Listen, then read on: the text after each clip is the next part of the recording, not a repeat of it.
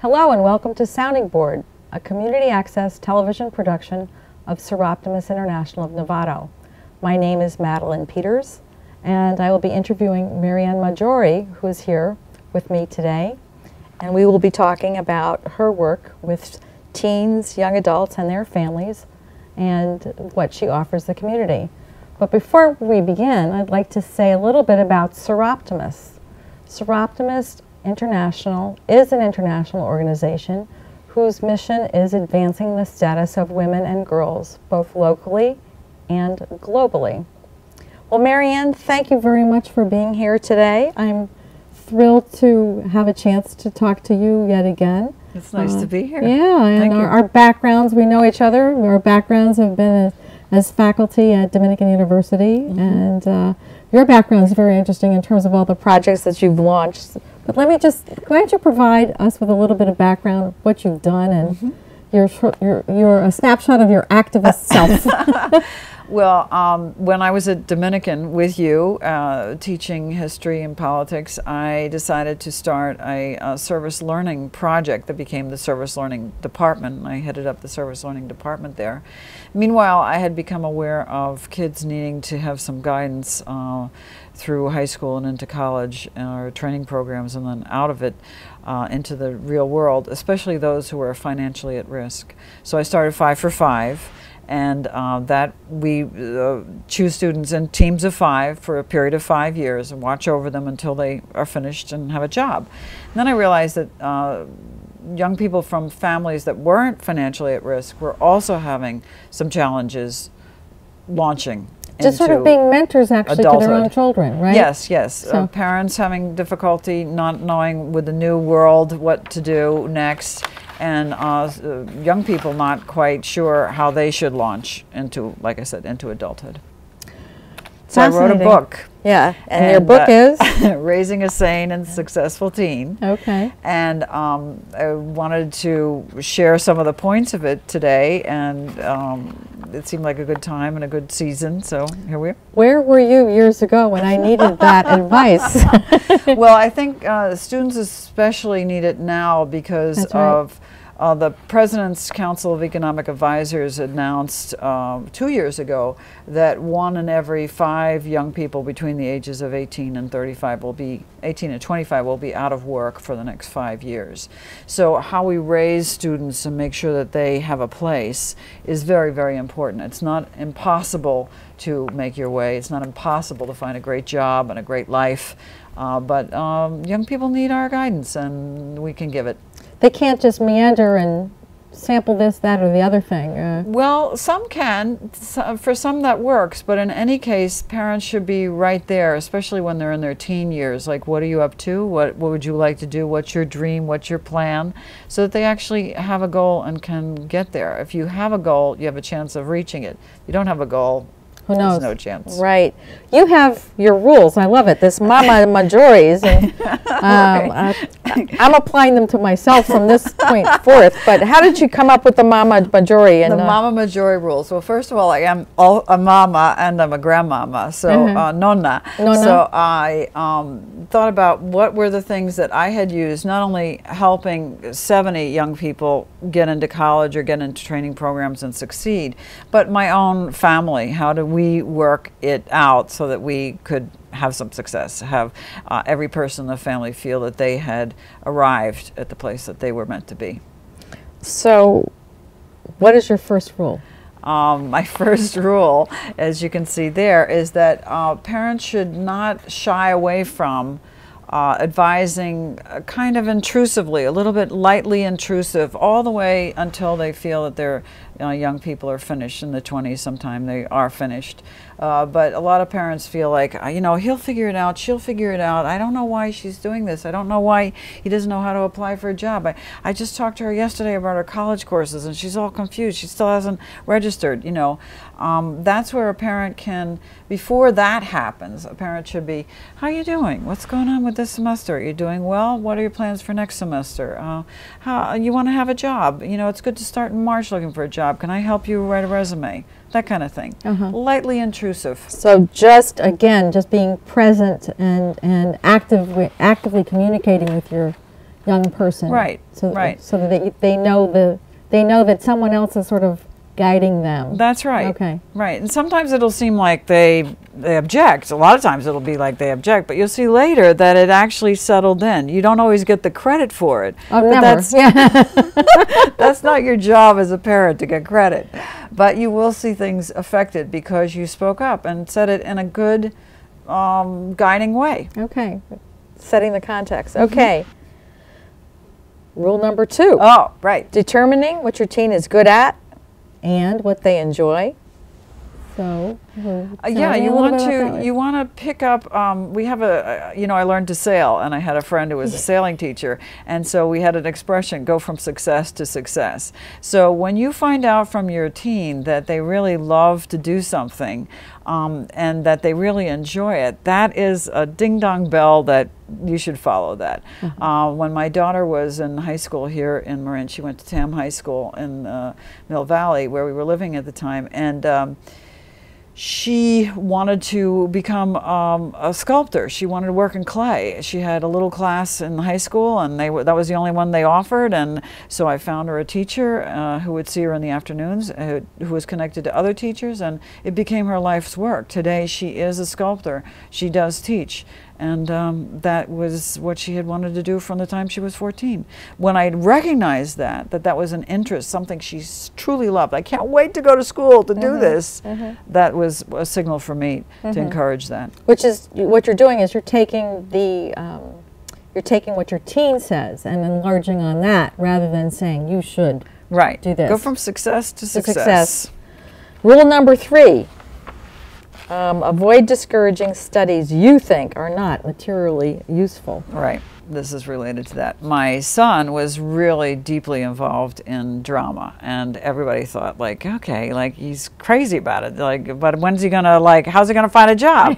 Well, eventually I had him trained on the next level outside of school, which was with the Cal Shakespeare Festival in Orinda. There is an electrician's program for stage electricians. He became a stage electrician, and at the age of 18, he flew to New York and started a business on Broadway. He was a stage electrician for Broadway plays.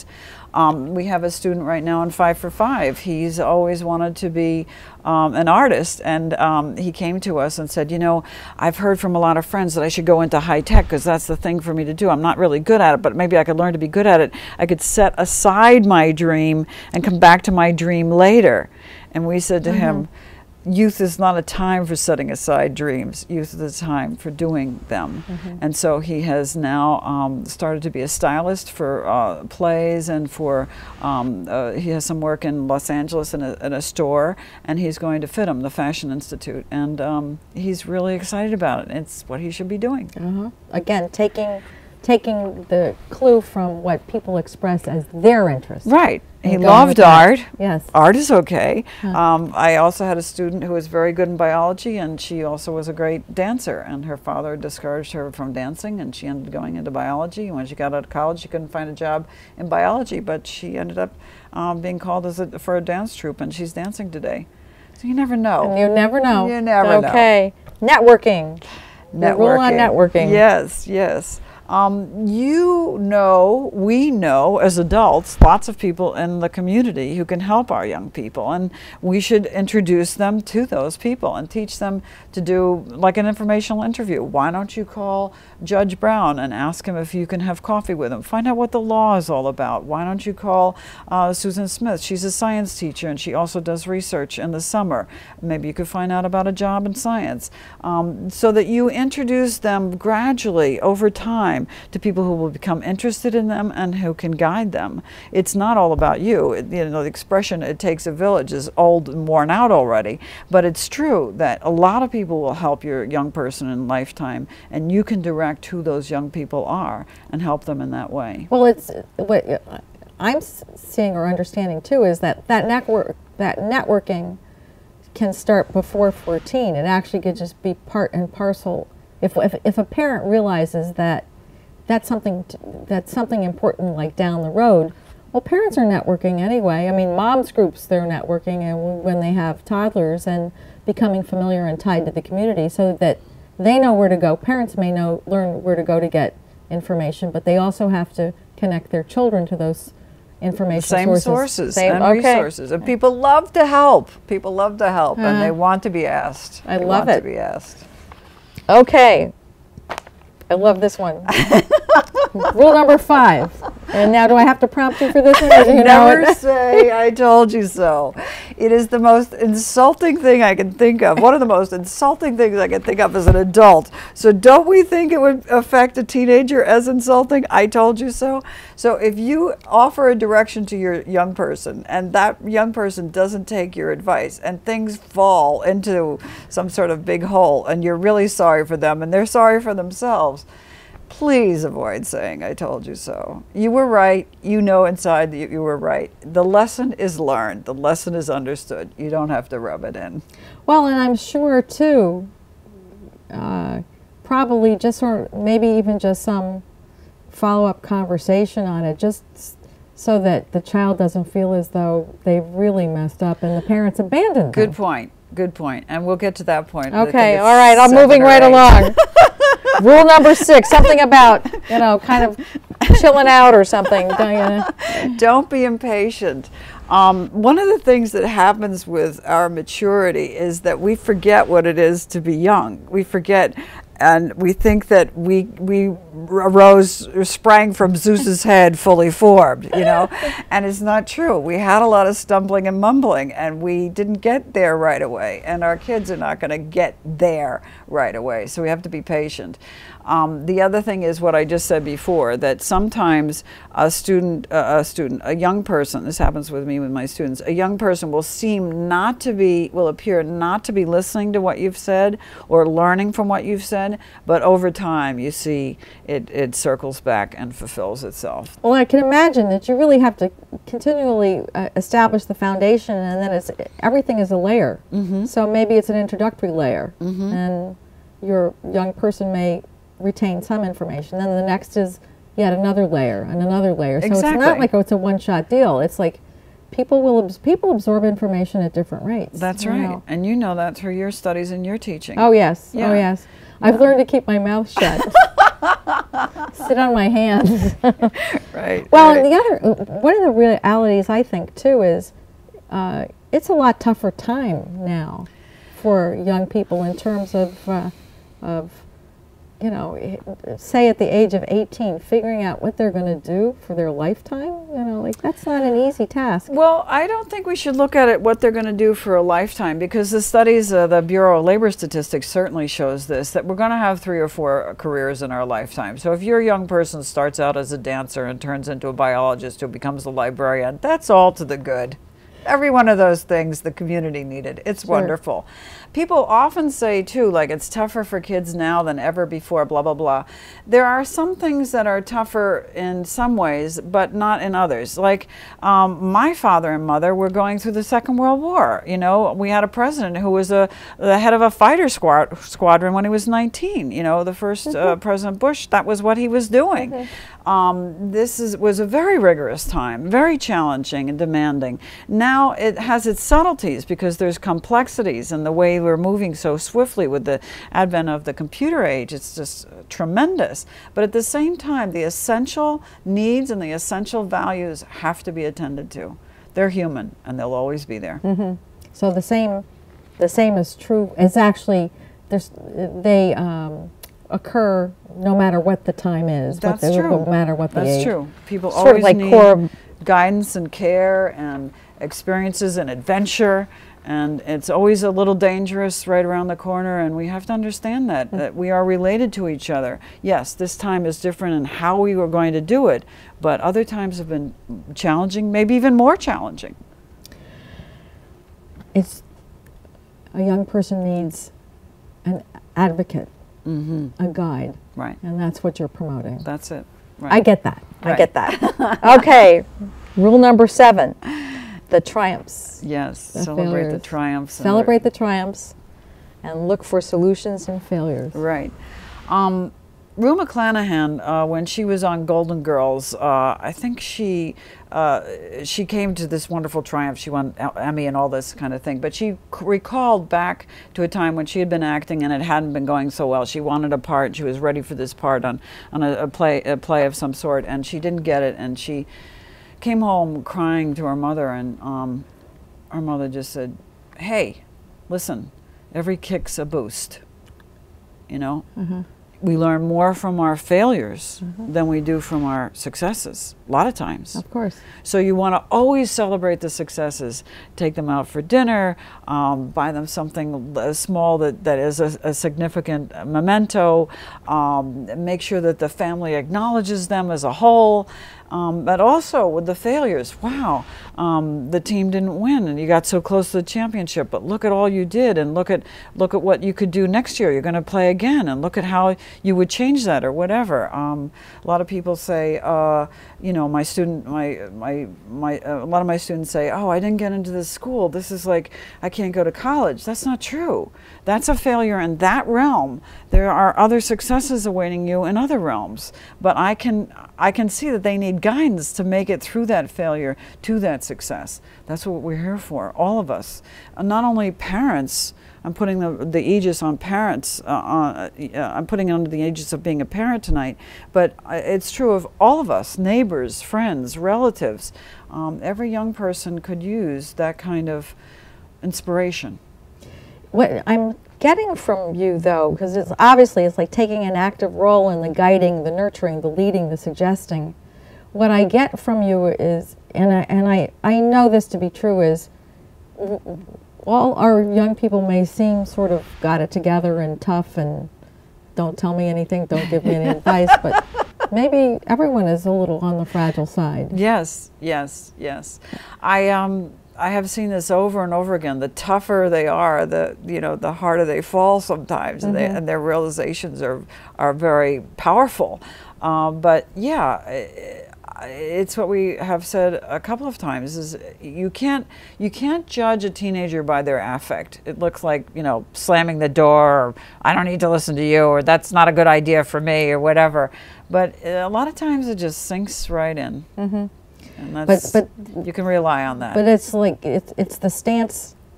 It's the stance of the child. It's also the stance of the parent or the one who's guiding or mentoring. One has to pay attention to how one interacts, because again, there are the failures, there are the challenges, there are the facades of abruptness and distance and all of that. Sure. But these young people still need a guiding hand, but a kind one. Sure. Right. And kind with firmness, you know, like, I'm very serious about this. I remember one time my son was lying to me, and I caught him in the lie, and it was the second or third time we had had this little discussion, like, you're lying to me. And finally I sat him down and I said, you know, what's most important to me in my life with you is to be in connection with you. When you lie to me, what happens is I don't have that connection as powerfully as I had before. And eventually we might lose that connection over time. We might lose it overall. And that would be very painful for me. And I think it would be painful for you. And then I just walked away from the conversation. And from that day on, we had a new relationship, which was really, really important. And oftentimes I find that the reprimand or the firmness, the message of firmness, need only take 30 seconds. We had like a kind of a 30-second rule in our house. I'm going to speak to you for 30 seconds, then I'm going to walk away and I'm going to let it sit in, because I don't want to belabor it, and I believe you will get it right away. And he got it right away. Is that in your book? Yeah, it is in my book. Well, maybe I'll be able to keep your rules in place for the people that I'm advising now, or the mentoring that I have left to do in my career. You'll have to come to the book launch party. I will love to. We'll exchange ideas. Oh my goodness. Yes. Well, that's very insightful. And I can almost be there, right where you're having this discussion with your child, your son. Yeah, it was vivid. It was vivid. Yeah, you've made a good word picture for me. Okay, rule number 8. Teach them to apply for a job, write a resume, etc. Go on. Right. Yeah, like I said, once before. A lot of people just say, like, I told my son if he doesn't have a summer job, I'd be so disappointed to him. We all have to pull our weight. Well, you have to teach a person how to apply for a job, how to look, how to write a resume or a little summary of the work, volunteer, or whatever that they've done, how to go into the interview and behave so that the person feels relational with them, and then how to write a thank you note. I mean, this is old-fashioned. I could be like a 50s housewife, but it's true. It still works. But you're talking about universals here too. Yeah. It just a lot of times we forget they don't learn everything in school. They don't, and they shouldn't. They should learn from us. And this is one of the things. The tricks of the trades, the rules of the road, whatever cliche you want to use. That if you want them to work, then you should teach them how to work. I had a wonderful experience years ago. A little boy, I had to travel a lot during the summer, and I had a garden, and I didn't have set up for irrigating it. And a little boy in my neighborhood was 9, and I asked him, at first I asked his parents, may I hire him for $1 a day to water my garden? And they said, sure. And so I said to him, I said, okay. I wrote down what I expected, and I said, I would like you to come, and I'll do the route with you so you can feel it out. And then I'll check in with you before I go to make sure that you're okay with it. And at the end of the week, I'll be back, and I'll pay you $7. And so that was it, and he followed me around, this little 9-year-old, and learned everything. This one, a lot of water, this one, whatever. And I came home, everything was well done, and the father came up to me years later and said that was the most important launch he could possibly have had into working as a form of life, as a joy in life. He loved it, and it was his first introduction. And so it was a good one. And that was my part of making sure my portion of my community, that young man, that little boy was going to become a young man, would have that positive experience. Would know what I expected, how it would work, how he would get paid. You were detailed, complete, kind, and you modeled. Mm-hmm. And then there was the reward at the end. You were satisfied and he was satisfied. Right, so right. Just kind of that communication, that articulation, that modeling, right. all were very important, which actually, as I think about all of your rules, there are things to say, but there are also things to model. Mm-hmm. If we do something differently, our saying, write a thank you note, it's not going to go very far. That's right. Okay. We have to be exemplars for that, true. Okay. Absolutely. So that's the big message here too, is pay attention to how you are in your life, because that's what your child is watching. Yes, yes, yes. Rule number 9, teach them how to date and how to fall in love. Oh, there must be quite a story behind here. This one. Well, I have noticed among big and little men that as a woman, that people are confused, and so there must be techniques that work and techniques that don't. So I have always taught my son and my daughter, and I teach all the 5-for-5ers. If you want to be successful in love, then you need to learn how to treat another with respect and kindness. And there are ways to do that, and I think that it would take longer than we have to go over it. But well, maybe I can have you come back. It's worth learning. Yes, yes, I would love that. Well, although one of the things that I see just in having the conversation with you and in going over your rules, everything that you suggest thus far, there's a certain firmness there. There's a certain sort of basic understanding. Mm-hmm. But you are encouraging adults or parents to act in a firm, kind, and loving way. Yes, right. So this is a rule comes out of what I get from you just in this conversation, sure, yeah. as well as the spirit behind all the items that have come before. There is one thing about love, like that I realized that so my son came to me and he said, I really like this girl, and I don't know how to tell it to her. It's months before her birthday and holidays and everything, and how do I tell her? And I said, follow the rule from Finding Forrester. Give an unexpected gift at an unexpected time. That was what Sean Connery had said to that young man. And so my son did it, and he said he was captivated by the joy of it and the magic of it, and when it worked, he was thrilled. That's lovely. What a touching story. Okay, rule 10. The last one. Teach them how to serve. Teach them how to serve.